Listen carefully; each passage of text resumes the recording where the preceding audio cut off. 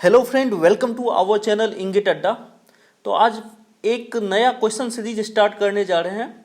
तो ये है रेनफोर्स सीमेंट कंक्रीट आरसीसी। तो आरसीसी सब्जेक्ट से जितने भी क्वेश्चन पूछे गए हैं इंजीनियरिंग सर्विस एग्जाम में अभी तक, वो सारे क्वेश्चन हम डिस्कस करेंगे। ठीक है, तो इस क्वेश्चन सीरीज का ये पहला वीडियो है, पार्ट 1 है। तो इसमें जितना हो सकता है वो सारे हम कवर करने वाले हैं। तो चलिए स्टार्ट करते हैं आज का discussion without any further delay. So before going to start the discussion, this is me and this is the brief intro about me. Okay, so let's begin the today discussion of RCC question series. Let us see the first question. आज जो है हम chapter 1 से जितने भी question पूछा गया, that means the concept of limit state and working stress method. तो concept of limit state and working stress method से जो भी क्वेश्चन पूछा गया है वो सारे क्वेश्चन हम कवर करेंगे। तो सबसे पहले जो हम इंजीनियरिंग सर्विस एग्जाम जो कि IAS 1995 में से स्टार्ट करते हैं, 1995 जो है उस ईयर में जितने भी क्वेश्चन पूछा गया है, एंड पैरेलली हम चलते रहेंगे और 2020 तक देखेंगे जितने भी क्वेश्चन पूछा गया है। तो चलिए स्टार्ट करते हैं क्वेश्चन नंबर 1 से। तो देखते हैं पहला क्वेश्चन क्या पूछा गया है। तो यहाँ पे आप देखिए first question, consider the following statement concerning the both the working stress design and ultimate stress design. तो ये जो क्वेश्चन है concept working stress method design का जो कॉन्सेप्ट है एंड अल्टीमेट स्ट्रेस का जो कॉन्सेप्ट है उससे पूछा हुआ क्वेश्चन है। ठीक है, तो working stress design and ultimate strength design of reinforced concrete. तो पहला स्टेटमेंट बोल रहा है plane section before bending remains plane after bending. तो फर्स्ट स्टेटमेंट जो है ये दोनों में कंसीडर करते हैं, working stress method of design में भी, WSM में भी हम कंसीडर करते हैं and ultimate load method design में भी हम कंसीडर करते हैं। Plane section before bending remains plane after bending. ठीक है, और इसका मीनिंग क्या होता है, strain profile is linear, strain profile is linear, ये इसका मीनिंग होता है, लेटरल मीनिंग। ठीक है, now second statement the tensile strength of the concrete is ignored. तो दोनों केस में WSM में भी और अल्टीमेट लोड मेथड में भी जो कंक्रीट का टेंसाइल स्ट्रेंथ है, कंक्रीट का जो टेंसाइल स्ट्रेंथ है वो इग्नोर कर दिया जाता है। ठीक है, इन दोनों मेथड में कंक्रीट का जो टेंसाइल स्ट्रेंथ है उसको इग्नोर कर दिया जाता है। ओके, उसको कंसीडर नहीं करते हम डिजाइन में, हम एज्यूम करके चलते हैं कि कंक्रीट जो है कोई टेंशन कैरी नहीं करेगा। ओके, तो ये दोनों स्टेटमेंट सही है एज पर the WSM and ultimate load method. तो आंसर क्या हो जाएगा यहाँ पे, both 1 and 2 are correct, so C is the correct answer. Okay, this is clear. Okay, let's see the next question, question number 2. Okay, let us see the next question. Now in this question you can see here, if F of Cu and Fy, these are the compressive strength of concrete and yield stress of steel respectively, and Es is the modulus of elasticity of steel. For all grade of concrete, the ultimate flexural strain in concrete can be taken as, question क्या है, the ultimate flexural strain in concrete can be taken as. Flexural strain जो है concrete का पूछा, ultimate flexural strain. तो as पर IS 456 2000 वो बोलता है जो कंक्रीट का जो अल्टीमेट स्ट्रेन होगा, अल्टीमेट स्ट्रेन जो कंक्रीट का होगा इन किस में, फ्लेक्चर में। फ्लेक्चर मतलब बेंडिंग, फ्लेक्चर मतलब क्या होता है, बेंडिंग। तो इन केस ऑफ बेंडिंग कंक्रीट में जो है मैक्सिमम स्ट्रेन कितना होगा, दैट इज 0.0035। ठीक है, तो कंक्रीट में मैक्सिमम स्ट्रेन कितना होगा, 0.0035। एंड उसी तरह से स्टील में कितना होता है, स्टील में तो स्टील का जो स्ट्रेन है वो ग्रेटर देन होना चाहिए 0.87 Fy divided by ES plus 0.002। तो अपने से स्टील में पूछता तो ये हो जाता। ठीक है, 0.87 Fy जो होता है वो nothing but Fy by 1.15 ES plus 0.002 के बराबर ही होता है। तो स्टील में पूछता तो ये होता, कंक्रीट में पूछ रहा तो कंक्रीट में 0.0035। So answer will be C. Okay, so let us see the next question, question number 3. So question number 3 is, In case of composite construction, the effect of creep and shrinkage, effect of creep and shrinkage, creep and shrinkage के बारे में बोल रहा है। creep and shrinkage जो होता है ये लिमिट स्टेट ऑफ सर्विसिबिलिटी में आता है, आपका limit state of serviceability, service, ठीक है। अब लिमिट स्टेट ऑफ सर्विसिबिलिटी क्या होता है? जो लिमिट स्टेट ऑफ डिजाइन होता है उसमें दो होता है, limit state of collapse and limit state of serviceability. जो एलएसएम मेथड ऑफ डिजाइन होता है ये दो डिजाइन इसमें कंसीडर किया जाता है, एक limit state of collapse and limit state of serviceability, limit state of serviceability. अब ये दोनों क्या होता है मैं आपको ब्रीफ में थोड़ा आइडिया देता हूं। जो अपना लिमिट स्टेट ऑफ कोलैप्स है ना, लिमिट स्टेट ऑफ कोलैप्स, ये जो है स्ट्रक्चर के फेल्योर को देखता है, मतलब जब स्ट्रक्चर कोलैप्स हो जाएगा, ठीक है, उसको इसमें देखा जाएगा। और लिमिट स्टेट में सर्विसिबिलिटी में क्या देखेंगे? सर्विसिबिलिटी क्राइटेरिया, स्ट्रक्चर कोलैप्स नहीं हुआ है बट उसमें डिफ्लेक्शन जो है ज्यादा तो नहीं है, स्ट्रक्चर जो है ज्यादा डिफ्लेक्ट तो नहीं हो रहा है, स्ट्रक्चर में क्रैक तो नहीं डेवलप हो रहा है, श्रिंकेज तो बहुत ज्यादा नहीं हो रहा है, क्योंकि ये सब जो है स्ट्रक्चर का serviceability during the service period में ये सब हम देखते हैं। डिफ्लेक्शन ज्यादा हो जाएगा तो उसमें रहना कोई ज्यादा पसंद नहीं करेगा, इवन स्ट्रक्चर कोलैप्स नहीं हुआ है, क्रैक हो जाएगा तो उसमें भी रहना पसंद नहीं करेंगे, ठीक है। तो ये सब जो है सर्विसिबिलिटी क्राइटेरिया में आता है, सर्विसिबिलिटी क्राइटेरिया, ओके। अब देखिए ये पूछ रहा है in case of composite construction the effect of creep and shrinkage. तो इफेक्ट जो है क्रीप एंड श्रिंकेज का इफेक्ट हम इग्नोर कर देते हैं, can be ignored at ultimate limit state. Ultimate limit state मतलब ये है, limit state of collapse is known as ultimate limit state, ultimate limit state.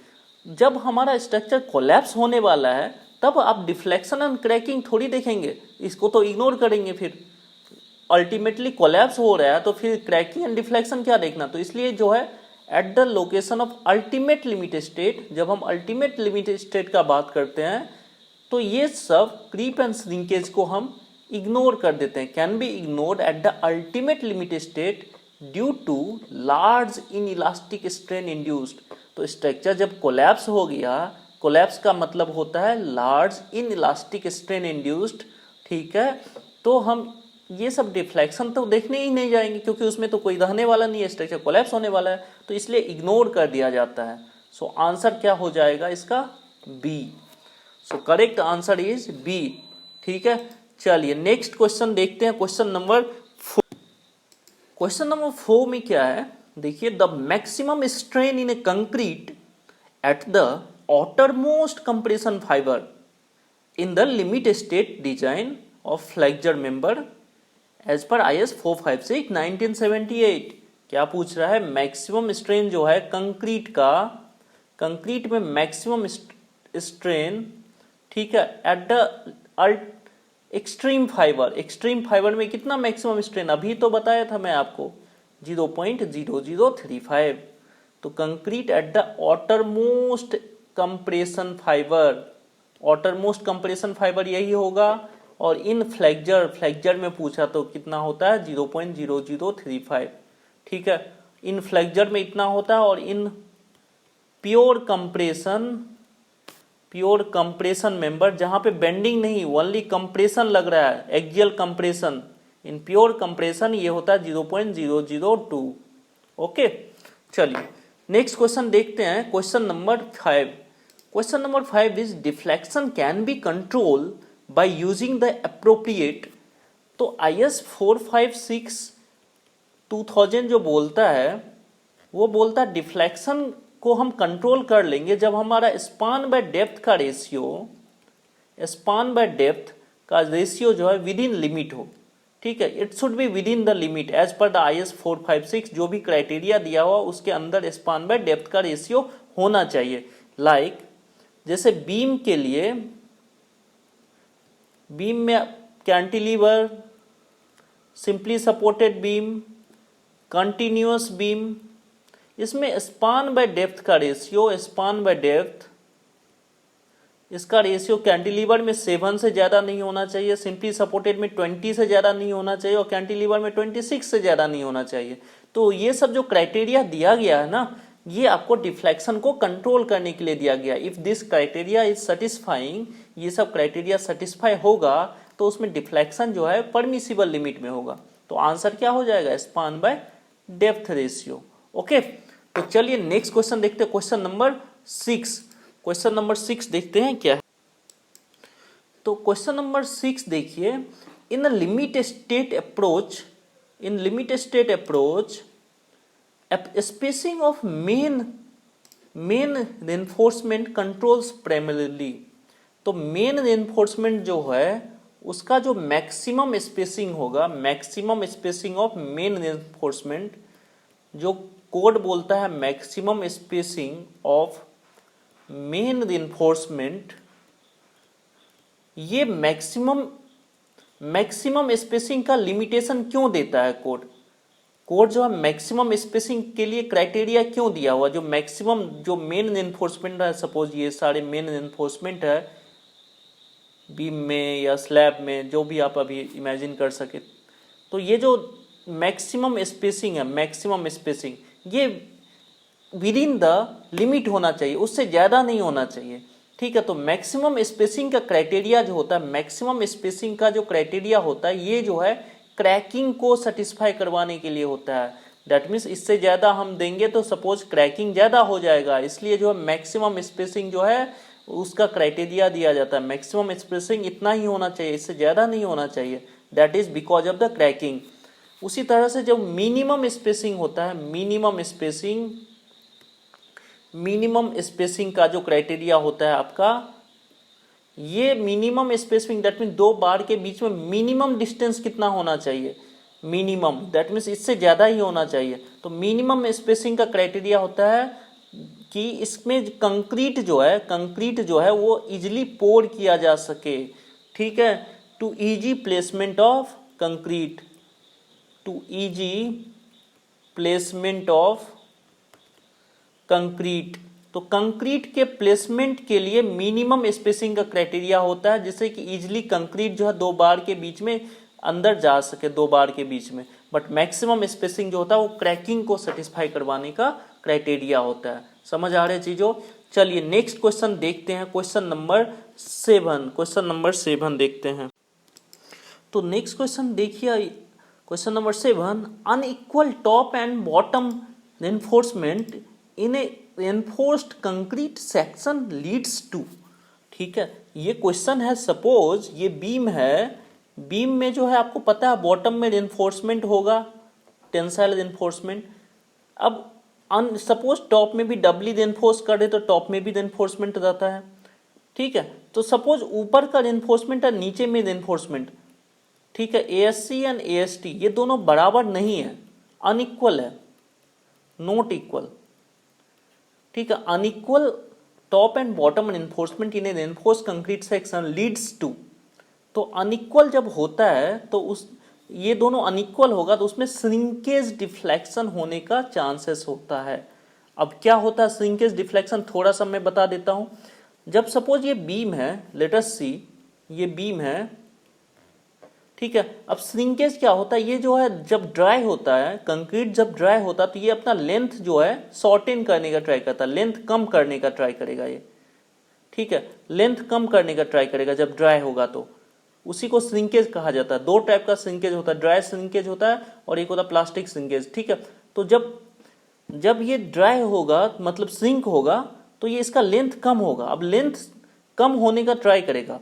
अब सपोज कीजिए मैं रेनफोर्समेंट ओनली नीचे दिया हुआ है, तो नीचे वाला तो जल्दी शॉर्ट हो नहीं सकता ये लेंथ, बिकॉज यहाँ पे रेनफोर्समेंट है, तो ये जो है लेंथ यहाँ पे नहीं कम हो सकता, ओनली टॉप में लेंथ कम होगा। तो ये क्या करेगा, ऐसा शेप बना देगा। समझ पा रहे चीजों को? टॉप का तो लेंथ कम हो गया बट नीचे का लेंथ कम नहीं हुआ, फाइन, क्योंकि रेनफोर्समेंट था। बट यदि आप ऊपर और नीचे दोनों में सेम अमाउंट ऑफ रेनफोर्समेंट दे रहे हैं, तब दोनों जगह पे इक्वल अमाउंट में शॉर्टनिंग होगा। ठीक है, दोनों जगह पे इक्वल अमाउंट में रेजिस्ट करेगा। ठीक है, तो unequal top and bottom reinforcement in an enforced concrete section leads to shrinkage deflection. Okay, चलिए नेक्स्ट क्वेश्चन देखते हैं।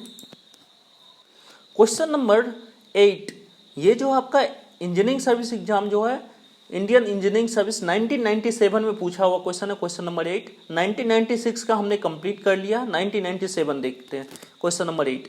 तो ये क्वेश्चन क्या है, द फाइनल डिफ्लेक्शन, तो ये क्वेश्चन है डिफ्लेक्शन से रिलेटेड क्वेश्चन है, due to all loads, okay, including the effect of temperature and creep and temperature का भी effect and shrinkage also and measured from the as cast level, जब हमने उसको कास्टिंग किया तो उसी टाइम में मेजर करने डिफ्लेक्शन, ठीक है, अभी तक पार्टीशन वाल वगैरह नहीं दिया है, तो measure from as a cast level of support of floors, roof and all other horizontal members should not exceed, तो डिफ्लेक्शन का वैल्यू जो यदि आप कास्ट लेवल पे देख रहे हैं, कास्ट लेवल पे, ठीक है, तो वो should not exceed span by 250 को एक्सीड नहीं करना चाहिए। ये है आईएस कोडल प्रोविजन आईएस 456/2000, ठीक है, जो कंक्रीट का कोड है डिजाइन का। तो आंसर क्या हो जाएगा, सी, आंसर विल बी सी। समझ पा रहे चीजों को। चलिए नेक्स्ट क्वेश्चन चलते हैं, क्वेश्चन नंबर 9। तो क्वेश्चन नंबर 9 देखिए क्या है, flexural collapse in over reinforced beam is due to, क्या है, ओवर रेनफोर्स्ड बीम। अब आईएस जो 456 बोलता है, आईएस 456/2000, ये बोलता है आप जो डिजाइन करेंगे तो कभी भी ओवर रेनफोर्स के लिए डिजाइन नहीं होना चाहिए। Section should not be over reinforce, that mean section में रेनफोर्समेंट जो है, आप स्टील जो दे रहे हैं ये बहुत ज्यादा नहीं होना चाहिए, सिंपल वर्ड में समझे तो, ठीक है, ये ओवर रेनफोर्स्ड नहीं होना चाहिए। तो आईएस 456/2000 जो है ओवर रेनफोर्स्ड डिजाइन के से मना किया है, ठीक है, ओवर रेनफोर्स्ड डिजाइन नहीं होना चाहिए, over reinforced design should not, ठीक है, नहीं होना चाहिए। समझ पा रहे हैं, डिजाइन जो हमारा क्या होना चाहिए, अंडर रेनफोर्स्ड होना चाहिए, under reinforced, the design should be under reinforced, या फिर बैलेंस्ड डिजाइन होना चाहिए, बैलेंस्ड डिजाइन होना चाहिए। समझ पा रहे चीजों को। तो आईएस 456/2000 बोलता है your design should be either under reinforced या balance, there should not be over reinforced design case, ठीक है। ऐसा क्यों बोलता है, क्योंकि जब हम अंडर रेनफोर्स्ड या बैलेंस डिजाइन करते हैं, ठीक है, तो पहले जो है स्टील इल्ड होता है, फर्स्ट में क्या होगा, स्टील में इल्डिंग होगा, ठीक है, उसके बाद जाके कंक्रीट जो है कोलैप्स होगा, कंक्रीट जो है फेल होगा। बट जब आप ओवर रेनफोर्स्ड डिजाइन करेंगे तो पहले जो है कंक्रीट फेल हो जाएगा, कंक्रीट ब्रेक हो जाएगा, रप्चर हो जाएगा, पहले कंक्रीट ही रप्चर हो जाएगा, उसके बाद कंक्रीट यदि रप्चर हो गया पहले, तो कंक्रीट में जो है कोई साइन नहीं मिलेगा आपको जो फेल हो रहा है, सडन फेल्योर होगा, because concrete is a brittle material. Concrete क्या है आपका, ब्रिटल मटेरियल है, ब्रिटल मटेरियल है तो वो इलोंगेट नहीं होगा, सडनली वो ब्रेक हो जाएगा, टूट जाएगा। बट स्टील जो है धीरे धीरे इल्ड होगा। जब यहाँ पे over under reinforce and balance में क्या होगा, पहले स्टील इल्डिंग होगा ना, तो स्टील जब इल्ड होगा तो धीरे धीरे उसमें क्रैक वगैरह दिखना स्टार्ट होगा, तो अपने को समझ आ जाएगा ये स्ट्रक्चर जो है फेल होने वाला है कुछ टाइम के बाद। तो ये अपने को पता होना चाहिए ना स्ट्रक्चर फेल होने वाला है। अब सडनली ब्रेक होके गिर जाएगा तब तो अपने को पता ही नहीं चल पाएगा, ब्रिटल फेल्योर हो गया तब तो, ठीक है, ब्रिटल फेल्योर हो गया, सडनली स्ट्रक्चर गिर गया तो। बट अपने को यदि क्रैक दिख रहा है, धीरे धीरे क्रैक डेवलप हो रहा है स्ट्रक्चर में, तो अपने को पता चला ये स्ट्रक्चर फेल होने वाला है। तो ऐसे फेल्योर को क्या बोलते हैं, डक्टाइल फेल्योर, ठीक है, डक्टाइल फेल्योर बोलते हैं ऐसे फेल्योर को। और जो आईएस 456/2000 है, आईएस 456/2000 वो बोलता है जो डिजाइन जो होना चाहिए, फेल्योर जो होना चाहिए वो डक्टाइल फेल्योर होना चाहिए, जिससे कि हमें पता चले फेल होने वाला है, ठीक है। तो चलिए अब क्वेश्चन देखते हैं। Flexural collapse in over reinforced beam is due to, तो ओवर रेनफोर्स्ड बीम में कोलैप्स क्यों होगा, ओवर रेनफोर्स्ड बीम में क्या होगा, प्राइमरी कंप्रेशन फेल्योर, कंक्रीट में जो कंप्रेशन आएगा उसके कारण फेल हो जाएगा कंक्रीट, पहले कंक्रीट फेल हो जाएगा, प्राइमरी कंप्रेशन फेल्योर। ठीक है, क्लियर है। चलिए क्वेश्चन नंबर 9 क्लियर हो गया। चलिए नेक्स्ट देखते हैं question number 10। So question number 10 ये अब आ गए हम इंजीनियरिंग सर्विस एग्जाम के 1998, तो 1998 का जो क्वेश्चन पूछा हुआ वो सब अब देखना स्टार्ट करते हैं। ठीक है, 1996 1997 हमने कवर कर लिया। तो पहला क्वेश्चन देखते हैं, limit the limiting compressive strain in A concrete is. तो लिमिटिंग कंप्रेसिव स्ट्रेन जो है कंक्रीट का, ठीक है, वो हम पहले भी देख चुके हैं क्वेश्चन, हम पहले भी क्वेश्चन देख चुके हैं, इससे 2 क्वेश्चन ऑलरेडी कर चुके हैं। लिमिटिंग कंप्रेसिव स्ट्रेन कंक्रीट का कितना होना चाहिए अभी तो आपको पता चल गया होगा, that is 0.0035। So answer A is the correct answer. Okay, so ये ए आंसर जो है करेक्ट है। चलिए नेक्स्ट क्वेश्चन देखते हैं, question number 11। When assessing the strength of a structure as पर the limit state of collapse, the value of partial safety factor for steel. तो LSM method जो है, एलएसएम मेथड, ठीक है, वो पार्शियल सेफ्टी फैक्टर स्टील के लिए कितना लेता है, स्टील के लिए, तो स्टील के लिए जो लेता है वो 1.15, कितना लेता है 1.15, एंड कंक्रीट के लिए कितना लेता है 1.5। ओके, तो स्टील के लिए पूछा था अपने से, स्टील, तो आंसर क्या हो जाएगा C, C is the correct answer. Fine, चलिए नेक्स्ट क्वेश्चन देखते हैं, क्वेश्चन नंबर 12। क्वेश्चन नंबर 12 देखिए, यहां पे जो है combination of the partial safety factor for load under the limit state of collapse and the limit state of serviceability. तो limit state of collapse and limit state of serviceability condition में जो load का combination होता है वो कैसा होता है, लोड फैक्टर कितना लिया जाता है। ठीक है, तो यहां पे देखिए कॉम्बिनेशन सब, तो लिमिट स्टेट ऑफ कोलैप्स में जो है यहाँ पे ये कॉम्बिनेशन आप देख सकते हैं। चलिए कोई भी उठाते, सी देखते हैं। 1.5 जो जब dead load and live load लेते हैं तो 1.5 फैक्टर लिया जाता है डेड लोड के लिए एंड लाइव लोड के लिए, सही है। Dead load and wind load then 1.5, बिल्कुल सही है। डेड लोड के लिए भी 1.5 एंड विंड लोड के लिए भी 1.5। जब आप dead load and live load and wind load तीनों ले लो, dead load, live load and wind load, live load and wind load दोनों जब आए तो फैक्टर, जो लोड फैक्टर लेते हैं 1.2 लेते हैं। ठीक है, बिल्कुल सही है। ये हो गया आपका लिमिट स्टेट ऑफ कोलैप्स का, जब स्ट्रक्चर कोलैप्स के लिए, जब आपको मैं बता चुका हूँ लिमिट स्टेट ऑफ कोलैप्स होता है लिमिट स्टेट ऑफ सर्विसिबिलिटी।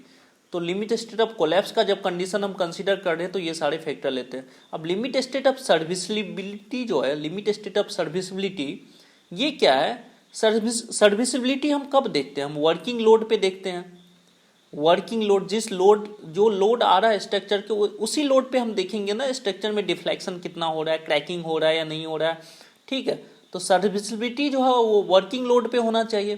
तो इसलिए यहाँ पे अब देखिए लोड में कोई फैक्टर से मल्टीप्लाई नहीं है, 1 है, तो dead load plus live load 1 से मल्टीप्लाई हुआ है, फिर dead load plus wind load 1 से मल्टीप्लाई हुआ है। Live load and wind load जब होता है तो 0.8 से मल्टीप्लाई होता है एंड डेड लोड 1 से मल्टीप्लाई होता है। समझ पा रही चीजों को। तो this option is perfectly correct as पर IS 456/2000 लोड फैक्टर क्राइटेरिया। ठीक है, तो partial factor safety factor for the load के लिए जो होता है वो क्राइटेरिया ये सेटिस्फाई कर रहा है। तो आंसर क्या हो जाएगा C, C is the correct answer. चलिए नेक्स्ट क्वेश्चन देखते हैं, क्वेश्चन नंबर 13। तो क्वेश्चन नंबर 13 देखिए क्या है, the assumption that plane section normal before bending remains normal after bending। ये अभी पहला क्वेश्चन में ही मैं बताया था, plane section before bending remains plane after bending, वही चीजें बोल रहा है यहाँ पे। ये जो एजम्पशन है ये, अब ऑप्शन देखिए, only in a working stress method design, only in the limit state method design, in both the working stress and limit state method design, दोनों में कंसीडर करते हैं हम। जो ये एजम्पशन है ये वर्किंग स्ट्रेस मेथड डिजाइन में भी कंसीडर किया जाता है, लिमिट स्टेट मेथड डिजाइन में भी कंसीडर किया जाता है, और अल्टीमेट लोड डिजाइन जो है उसमें भी कंसीडर करते हैं। ठीक है, तो दोनों में ये कंसीडर किया जाता है, in both working stress and limit method of design. Okay, so answer is, correct answer is C. Okay, तो अब नेक्स्ट देखेंगे हम 1999 से स्टार्ट, तो 1998 तक कवर हो चुका है, नेक्स्ट 1999। तो पहला क्वेश्चन हम देखते हैं 1999 का क्या है। एज पर IS 456 1978 the ratio of stress in a concrete, क्या पूछा, the ratio of stress in a concrete to its characteristic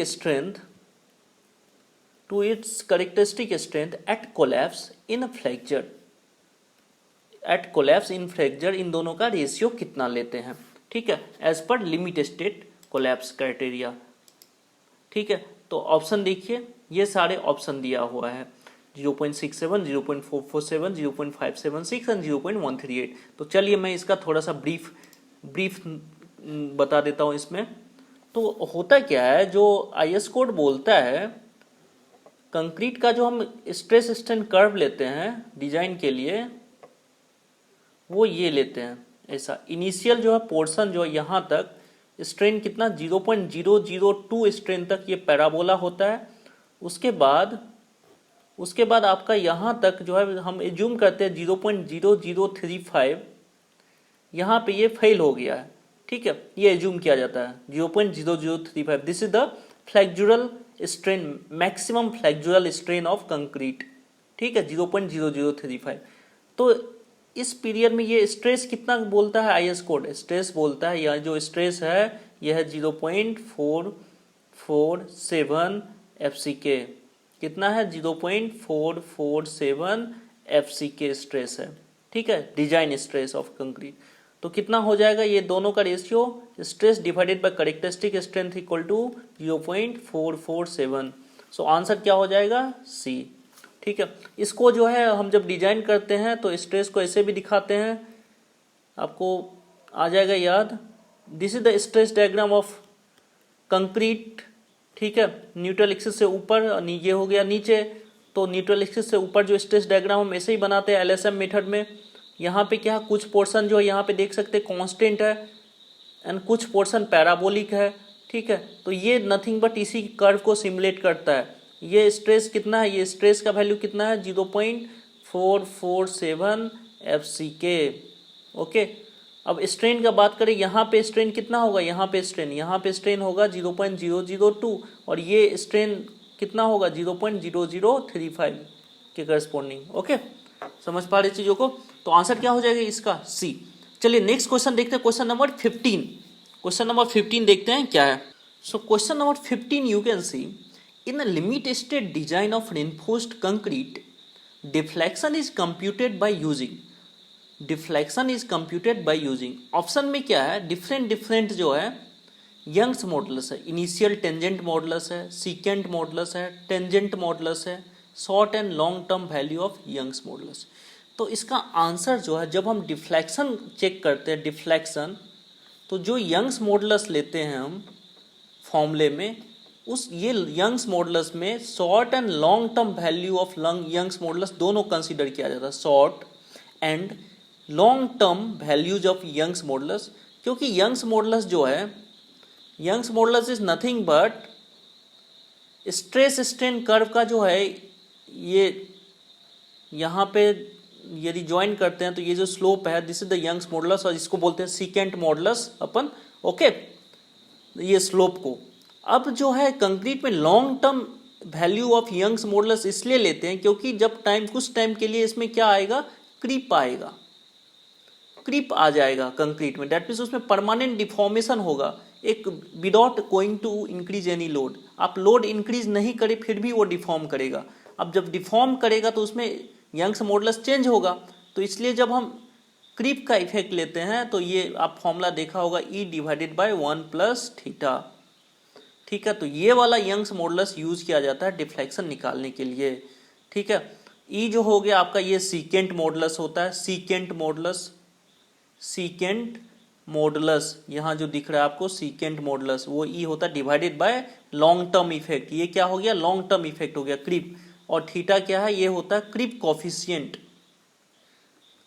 coefficient.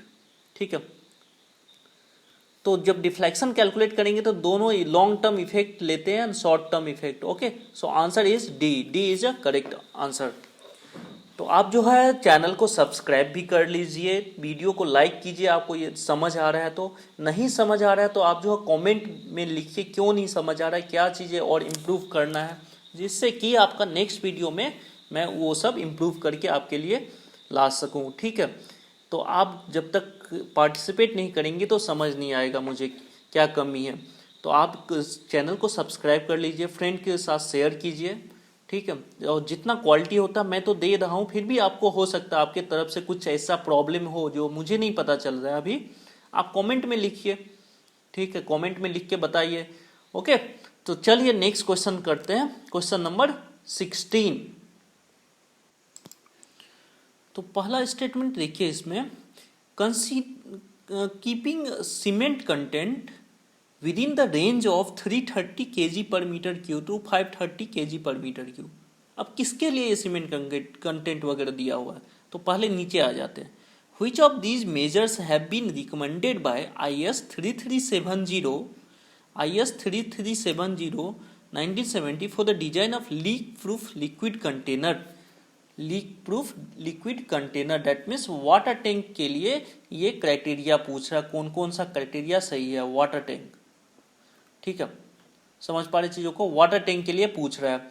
तो अब देखिए वाटर टैंक में जो सीमेंट कंटेंट है, ये पुराना कोड है 1970 का, तो 1970 के कोड के हिसाब से मैं बता रहा हूँ अभी। जो सीमेंट कंटेंट है वो विद इन 330 kg पर मीटर क्यू से 530 kg पर मीटर क्यू के रेंज के बीच में होना चाहिए सीमेंट कंटेंट, तो ये सही है।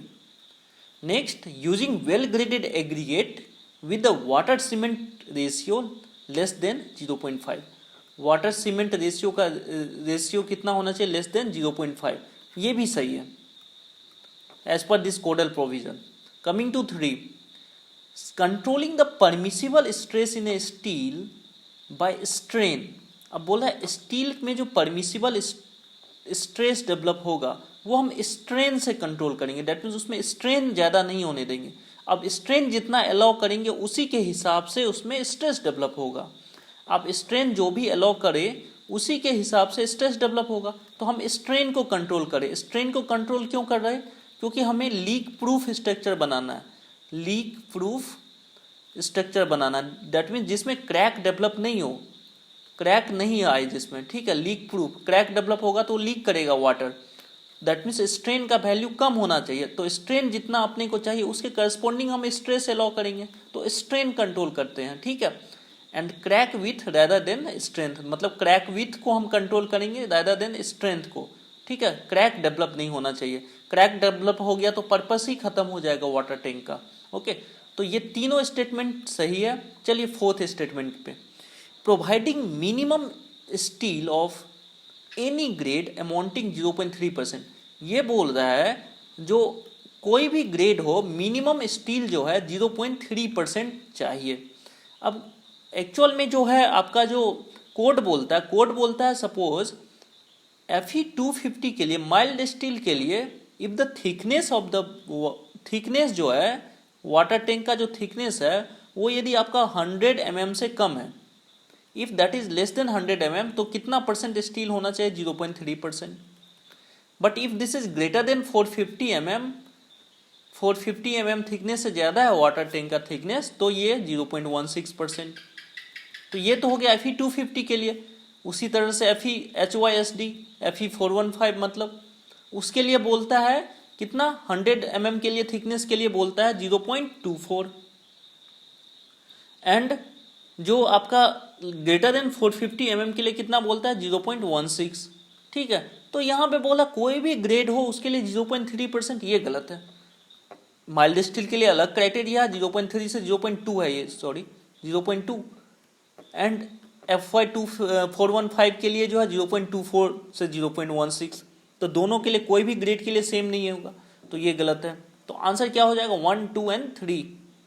सो B is the correct answer. Fine, समझ पा रहे चीजों को। तो एक एक करके मैं आपको डिकोड करके सारे ऑप्शन को बता रहा हूं यहाँ पे, जिससे कि आपको कभी भी डॉट नहीं आए। ठीक है, तो चलिए नेक्स्ट, तो हमने 1999 तक कवर कर लिया है। अब जो है 2000 का हम क्वेश्चन देखेंगे, 2000 में पूछे हुए सारे क्वेश्चन। फाइन, तो let us see the question number 17।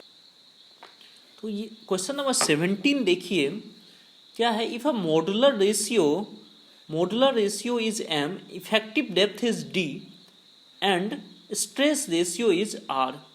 Stress ratio का मतलब क्या दिया हुआ है, sigma S T permissible stress in a steel divided by sigma C B C permissible stress in a concrete in bending. Okay, the depth of neutral axis of a balance section is. तो अपने से पूछा neutral axis का depth balance section के लिए। ठीक है, तो ये जो क्वेश्चन है आपका, ये आपका WSM मेथड का क्वेश्चन है। WSM working stress method. Working stress method में ही हम स्ट्रेस रेशियो का मॉडुलर रेशियो का यूज करते हैं। मॉडुलर रेशियो जो है m। ओके, तो वर्किंग स्ट्रेस मेथड जो है, तो वर्किंग स्ट्रेस में हम जो स्ट्रेस डायग्राम लेते हैं, स्ट्रेस डायग्राम क्या लीनियर कंसीडर किया जाता है। वर्किंग स्ट्रेस में स्ट्रेस डायग्राम जो है वो लीनियर कंसीडर करते हैं हम। फाइन, तो ये लीनियर आपका स्ट्रेस डायग्राम दिख रहा है। ओके, अब जब बैलेंस सेक्शन है, ये स्ट्रेस डायग्राम है, stress diagram in flexure bending के केस में स्ट्रेस डायग्राम, वर्किंग स्ट्रेस में लीनियर स्ट्रेस डायग्राम लिया जाता है। ओके, तो अपने से पूछा depth of the neutral axis of a balance section. जब बैलेंस सेक्शन होता है तो कंक्रीट का जो एक्सट्रीम फाइबर है, कंक्रीट में एक्सट्रीम फाइबर जो होगा उसमें परमिसिबल पहुंच जाएगा और स्टील में भी परमिसिबल पहुंच जाएगा सिग्मा एस टी। ठीक है, तो सिग्मा सी बी सी और सिग्मा एस टी, तो इसको यदि इक्विवेलेंट कन्वर्ट किया जाए तो sigma S T by M. Okay, M is the modular ratio here. Fine, then यहाँ पे सिमिलर ट्राइंगल का यूज करके सिग्मा सी बी सी, क्योंकि ये थीटा जो है यहाँ का थीटा और यहाँ का एंगल दोनों सेम होगा, तो sigma C B C divided by X C and sigma S T by M divided by D minus X C. ये डी है, डी में से एक्स सी माइनस कर दीजिए तो आपको ये पता चल जाएगा। ठीक है, तो दोनों बराबर होगा। एक्स सी क्या है, यही एक्स सी जो है this is the depth of the neutral axis है, यही depth of the neutral axis है, neutral axis of a balance section के लिए। फाइन, तो यहाँ पे दोनों का रेशियो ले लिया, फिर डी माइनस एक्स सी को इधर ले लीजिए और एक्स सी से डिवाइड कर दीजिए। ठीक है, तो sigma S T divided by M into sigma C B C. ठीक है, और क्वेश्चन में दिया हुआ sigma S T by sigma C B C का वैल्यू क्या है, आर है, आर से रिप्रेजेंट करना है। तो यहाँ पे इसको आर से रिप्रेजेंट कर दिया, तो ये क्या हो गया, आर बाई एम। तो D minus X C divided by X C equal to R by M. इसको रीअरेंज कर लीजिए तो आपको आ जाएगा X C by D, X C मतलब neutral axis depth divided by effective depth equal to M divided by M plus R. तो यहाँ से आप देख सकते हैं आंसर क्या हो जाएगा, करेक्ट आंसर इज बी। ठीक है, ये था इसको, ये क्वेश्चन WSM का पूछा हुआ क्वेश्चन था, तो करेक्ट आंसर क्या हो जाएगा इसका, बी। आई थिंक आपको समझ आ गया होगा। चलिए नेक्स्ट क्वेश्चन देखते हैं, क्वेश्चन नंबर 18। नेक्स्ट क्वेश्चन देखते हैं, क्वेश्चन नंबर 18। क्वेश्चन नंबर 18 में क्या है देखिए आप, partial safety factor for concrete and steel are 1.5 and 1.15। तो आपको पता ही है जो कंक्रीट का जो है पार्शियल सेफ्टी फैक्टर जो है कंक्रीट के लिए इन LSM कितना लेते हैं, 1.5, एंड स्टील में के लिए पार्शियल सेफ्टी फैक्टर कितना लेते हैं, 1.15। यहाँ पे देख सकते हैं स्टील में ज़्यादा है, स्टील में कम है, कंक्रीट में ज़्यादा है। कंक्रीट में फैक्टर ऑफ सेफ्टी ज़्यादा लिया गया है, क्यों, क्योंकि कंक्रीट जो होता है ये एक तरह से नॉन होमोजीनियस, जहाँ पे क्वालिटी कंट्रोल करना थोड़ा मुश्किल होता है। मतलब आप कंक्रीट जो है उसका मिक्सर बनाइए, 2 बार मिक्सर बनाएंगे तो दोनों का क्वालिटी थोड़ा डिफरेंस हो जाता है। ठीक है, तो हम बोल सकते हैं the control on the quality of a concrete is not as good as steel. तो स्टील जब मैन्युफैक्चर होता है तो उस टाइम पे वो पूरा का पूरा मशीन के थ्रू मैन्युफैक्चर होता है, और एक प्रॉपर क्वालिटी कंट्रोल जो है स्टील का जितना क्वालिटी कंट्रोल मेंटेन होता है उतना हम कंक्रीट का क्वालिटी कंट्रोल मेंटेन नहीं कर पाते हैं। ठीक है, इसलिए इसमें ज़्यादा फैक्टर ऑफ सेफ्टी लिया जाता है 1.5। सो आंसर क्या हो जाएगा यहाँ पे, B. So B is the correct answer for question number 18। Fine, clear है यहाँ तक। नेक्स्ट क्वेश्चन देखते हैं, क्वेश्चन नंबर 19 देखिए, as compared to working stress method of design, limit state method of design takes concrete to। तो working stress method and limit state method in दोनों में comparison पूछ रहा है कंक्रीट में। ठीक है, working stress method of design, limit state method design method takes concrete too. तो एलएसएम में जब हम डिजाइन करते हैं तो परमिसिबल स्ट्रेस जो कंक्रीट का होता है, permissible stress of concrete, suppose आप फ्लेक्चर में ही ले लीजिए, बेंडिंग में कितना लेते हैं हम 0.45 ऑफ एफसी के, ठीक है। और वही डब्ल्यूएसएम में यदि देखेंगे आप, डब्ल्यूएसएम में कितना आता है, डब्ल्यूएसएम में आप देखेंगे तो वो जो है आपका जैसे M20 ले लीजिए तो M20/3 के नियर अबाउट रहेगा, फाइन। तो जो डब्ल्यूएसएम है वहाँ पे जो है linear stress strain curve assume किया जाता है, लीनियर। आपको मैं डायग्राम बना के दिखाया था, स्ट्रेस डायग्राम कैसा था, लीनियर वर्किंग स्ट्रेस मेथड में। तो ऑब्वियसली जो स्ट्रेस जो अलाउ करेंगे कंक्रीट में जो स्ट्रेस अलाउ करेंगे वो बहुत ही कम अलाउ करेंगे। बट एलएसएम जो है नॉन लीनियर स्ट्रेस डायग्राम होता है, एलएसएम का जो स्ट्रेस डायग्राम होता है वो इस टाइप का होता है कंक्रीट का, नॉन लीनियर। दैट मीन्स ये जो है ज़्यादा स्ट्रेस ये अलाउ कर रहा है कंक्रीट में, ठीक है। कंक्रीट में स्ट्रेस जो परमिसिबल स्ट्रेस अलाउ करेगा वो एलएसएम मेथड वो हायर होगा as compare to working stress method.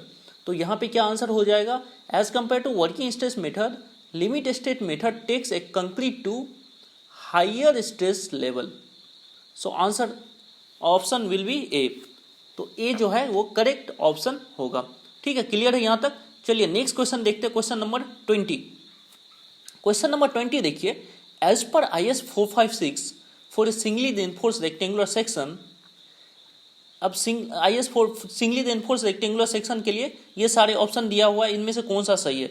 तो XU limiting divided by D जो आपका FE 415 का होता है, FE 415 के लिए वो होता है 0.48। तो ये सही है, समझ पा रही चीज़ों को, ये सही है। FE 415 के लिए कितना होता है 0.48। तो दिस ऑप्शन इज करेक्ट। तो आगे देखने का जरूरत ही नहीं है, यही आपका सही आंसर हो गया है। ओके ठीक है, तो बाकी सब नहीं देखते हैं। So this is the correct option. FE 415 के लिए 0.8 होता है, FE 250 के लिए कितना होता है 0.53 एंड FE 500 के लिए कितना होता है 0.46। ठीक है, XU limiting depth of the neutral axis divided by effective depth का रेशियो 53 माइल्ड स्टील के लिए 0.48, FE 415 के लिए, FE 500 के लिए 0.46, याद रखिएगा। ओके तो चलिए आज के लिए इतना ही रखते हैं, क्वेश्चन नंबर 20 तक डिस्कस किए हैं। नेक्स्ट जो हम देखेंगे 2001 से स्टार्ट करेंगे नेक्स्ट वीडियो लेक्चर में। तो तब तक के लिए आप इतना को रिवाइज कीजिए, क्वेश्चन कीजिए, इसको दोबारा से सॉल्व कीजिए। कुछ भी डाउट होता है तो आप कमेंट बॉक्स में लिखिए, तो मैं नेक्स्ट वीडियो लेक्चर में आपको डाउट को क्लियर कर दूंगा। और कुछ भी सजेशन हो वीडियो का कुछ, तो वो सारा भी आप लिख सकते हैं, ठीक है, वीडियो के कमेंट में। ओके तो आप चैनल को सब्सक्राइब कर लीजिए, वीडियो को लाइक कर दीजिए, ठीक है, और फ्रेंड के साथ शेयर कर लीजिए। कोई भी ग्रुप है तो ग्रुप में शेयर कर दीजिए, ओके, जिससे कि ज़्यादा से ज़्यादा स्टूडेंट को फ़ायदा हो। ओके तो चलिए आज के लिए इतना ही रखते हैं। Okay bye, see you, take care.